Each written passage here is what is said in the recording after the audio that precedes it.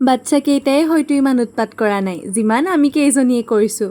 মাতাশ্ৰীয়ে চিৰিৰ পৰা নমা ষ্টাইল দেখি সকলোৱে হাঁহিবলৈ বাধ্য হৈছে।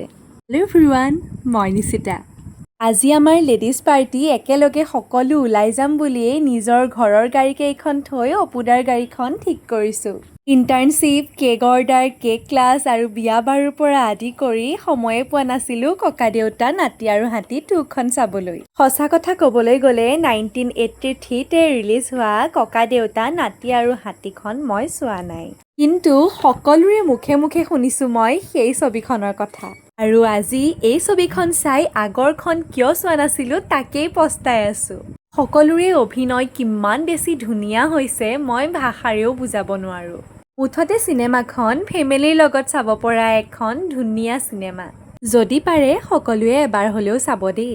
মুভিখন শেষ কৰিয়েই আমি গ'লোঁ আমাৰ পেট পূজা কৰিবলৈ। লেডিজসকল গোট খালে কিমান যে কথা ওলায়, আমাৰ লেকচাৰ আৰু হাঁহি শুনি ৰেষ্টুৰেণ্টৰ ষ্টাফেও হাঁহিবলৈ বাধ্য হৈছে। সকলোৱে নিজৰ নিজৰ পচন্দ অনুসৰি খানা অৰ্ডাৰ দিলে, কিন্তু মই লেকচাৰ মাৰি মাৰি খোৱাত লাগোতে এটা ভিডিঅ' ক্লিপো ল'বলৈ নহ'ল। ৰ'ব, এতিয়া আমাৰ মাৰ অৱস্থাটো চাওক। দেখিছেই নহয় শকত হ'লে কি দশা হয়, সেইবাবে সকলোৱে এক্সাৰচাইজ কৰাত লাগক দেই। এতিয়া আমি গ'লোঁ নাৰায়ণপুৰতে থকা মাধৱদেৱ কলাক্ষেত্ৰলৈ বুলি। এয়া আমাৰ ববিবা আৰু দীপা বৌ। ভিডিঅ'টো দেখিলে যে মোক এনেকুৱা দিব নহয়।